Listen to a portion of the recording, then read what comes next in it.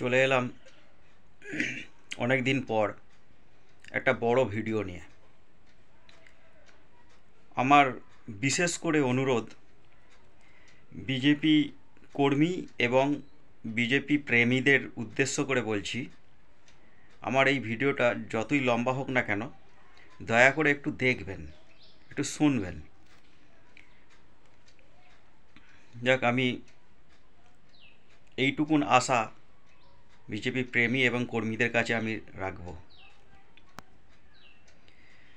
তো আমি যে বিষয়গুলোকে নিয়ে আজকে আমি কথা বলতে এসেছি সেটা মূলত তিনটে বিষয় নিয়ে আমি কথা বলতে এসেছি। তিনটে বিষয় কি কি? প্রথমত বলি যে গত 2 মাস ধরে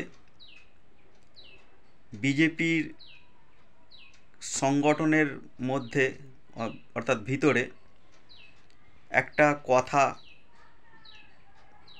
খুবই চলছে, শোনা যাচ্ছে, যেটা হচ্ছে কি,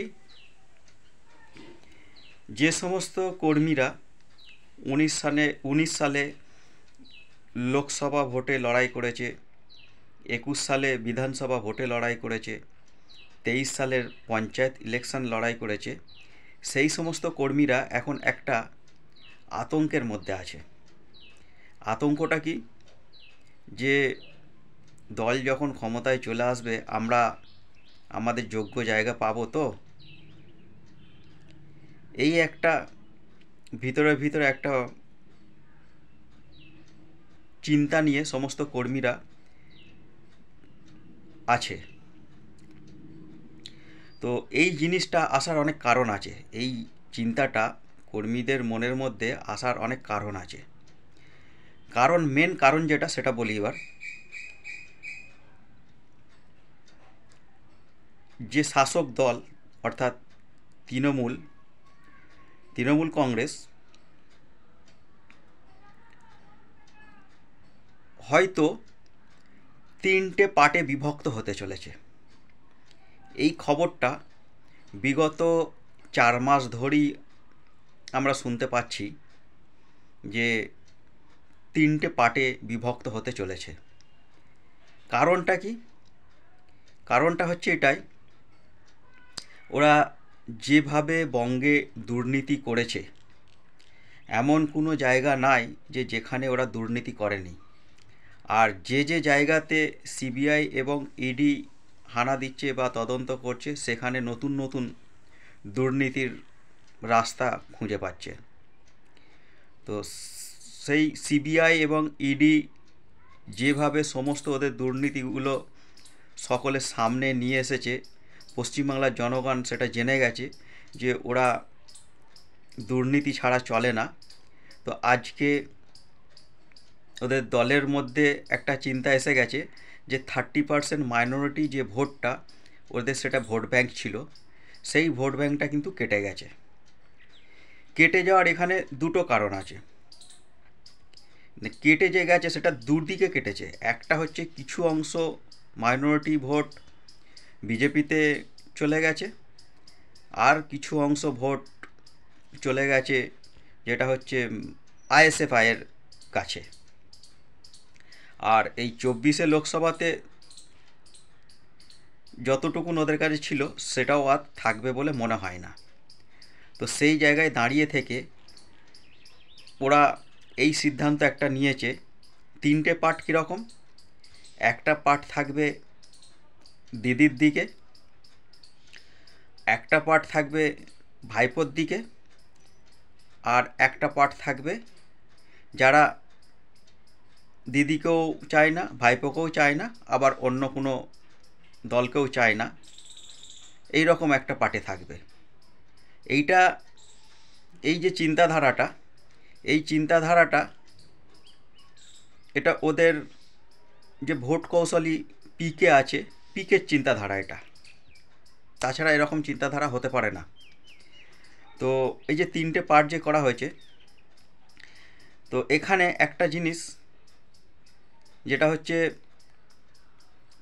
দিদি প্রায় সভাতে বলে বিজেপি হচ্ছে ডিটারজেন্ট, বিজেপি হচ্ছে ওয়াশিং মেশিন, যেই ওখানে যাবে সেই একদম ধোয়া সফেদ হয়ে যাবে, ধোয়া সাদা জামা হয়ে যাবে।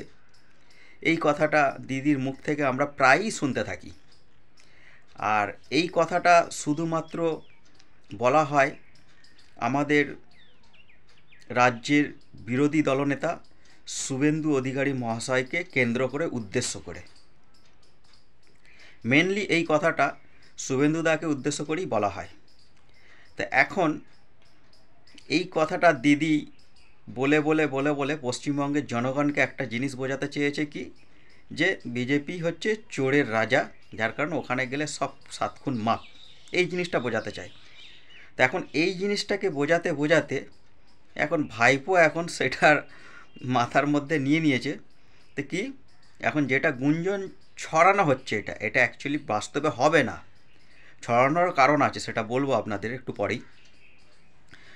কারণ যারা ভাইপোকে মানে না, তো আবার দল ছেড়ে বেরিয়েও যাবে না, তারা দিদির দিকে থাকবে, এটা একটা পার্ট গেল।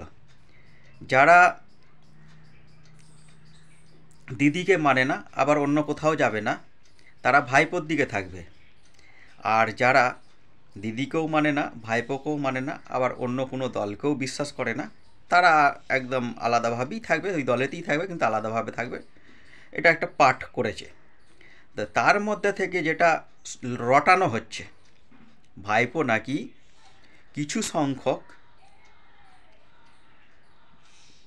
কর্মীদেরকে নিয়ে, কিছু সংখ্যক মানুষকে নিয়ে বিজেপিতে নাকি জয়েন করবে ওই ওয়াশিং মেশিনে ওয়াশ হওয়ার জন্য।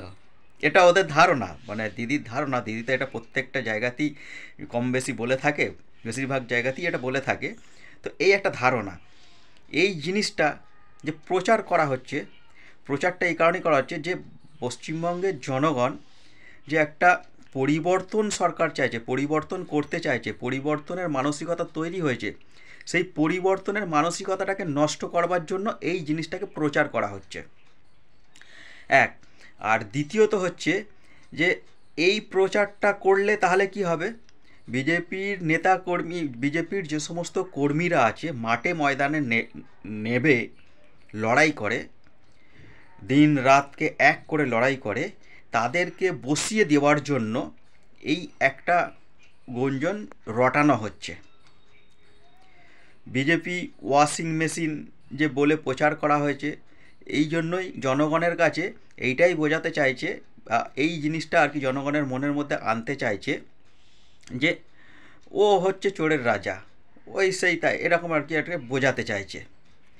আচ্ছা, এবার 3 নম্বর বিষয়, যেটা গত 3 দিন আগে বিহারের অফিসে পিকে একটা মন্তব্য প্রকাশ করেছে। দেখুন, পিকের সব মন্তব্য, পিকে কেন, যে কোনো মানুষেরই কে কী বলছে সেটা আমাদের শোনাটা অবশ্যই দরকার।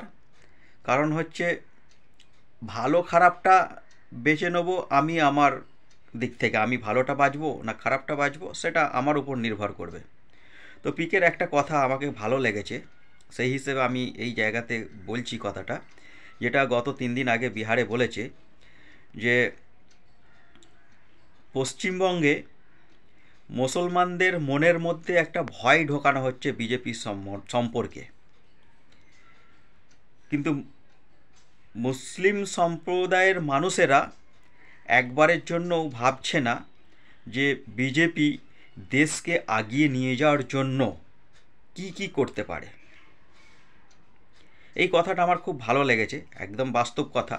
বঙ্গে তাই হচ্ছে, বঙ্গের মধ্যে মুসলমান সম্প্রদায়ের মানুষের মনের মধ্যে এই জিনিসটাই ঢোকানো হচ্ছে, এই বিজেপি চলে আসবে, এই বিজেপি চলে আসবে, এই মেরে ফেলবে, এই কেটে ফেলবে, এই সেই তাই, আবি যাবি আল তাল, মানে ফালতু ফালতু সমস্ত কথাবার্তা মানে প্রচার করা হয়।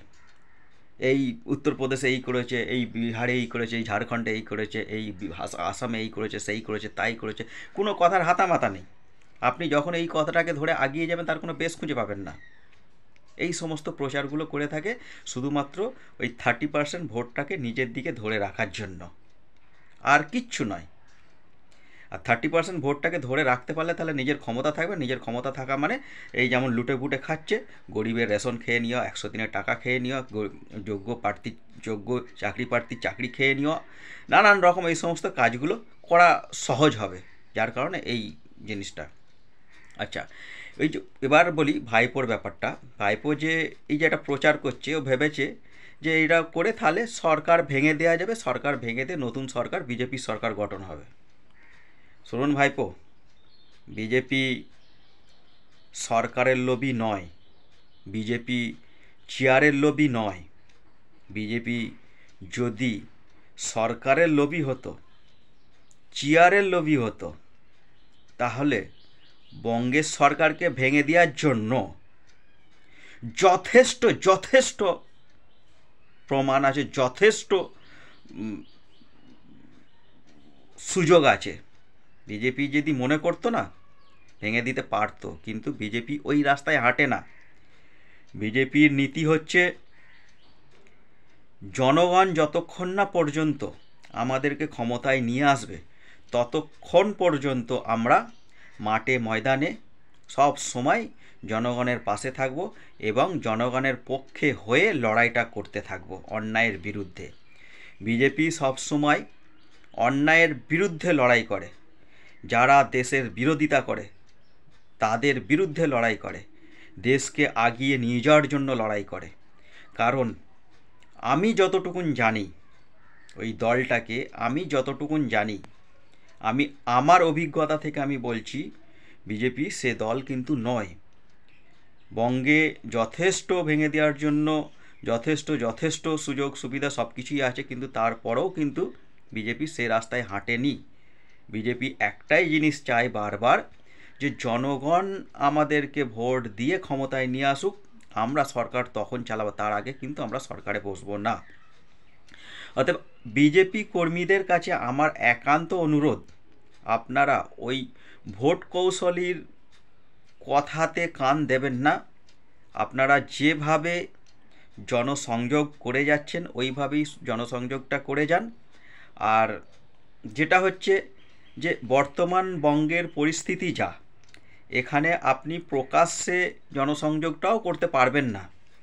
কেন বলি আপনাকে, প্রকাশ্যে যখনই আপনি কোনো মানুষের সঙ্গে যোগাযোগ করবেন, যোগাযোগ রাখবেন, তখন আপনাকেও কিছু বলবে না, আর আপনি যার সঙ্গে দাঁড়িয়ে কথা বলছেন একটা সাধারণ জনগণ, তাকেও কিছু বলবে না। সেই সময়টা দেখে বেরিয়ে চলে যাবে। শাসক দলের যেটা করে থাকে, এগুলো আমার সঙ্গে হয়েছে, আমার সঙ্গে হয়, আমি জানি, এর অভিজ্ঞতা থেকে আমি বলছি, আমার অভিজ্ঞতা থেকে আমি বলছি।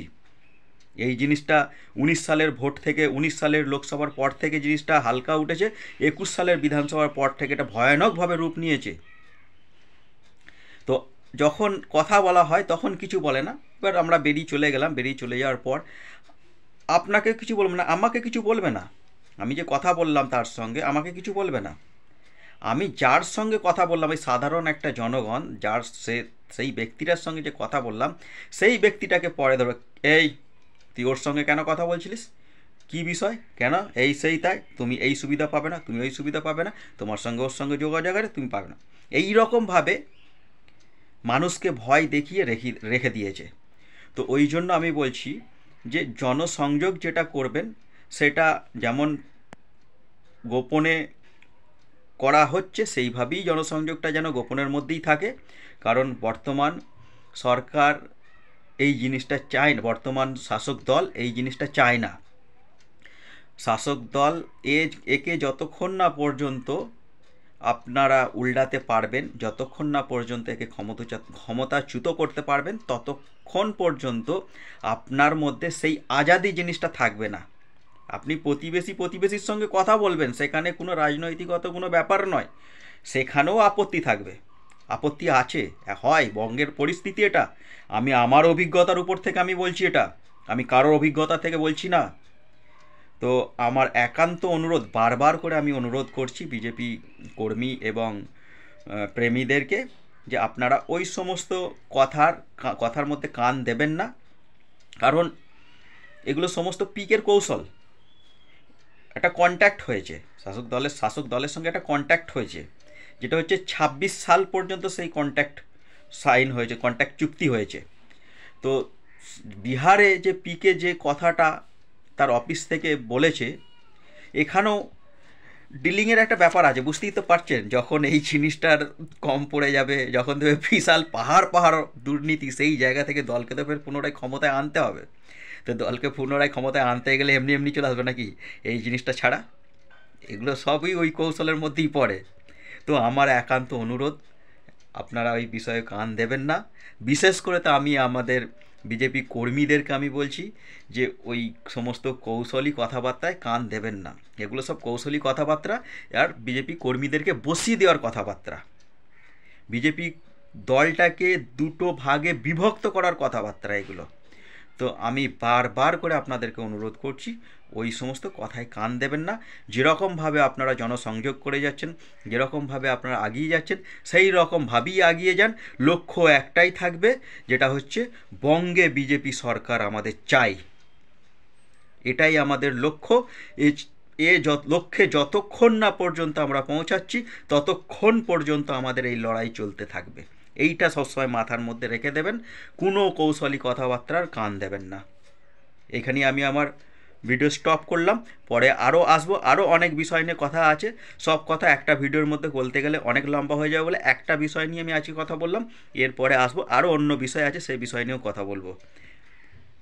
জয় হিন্দ।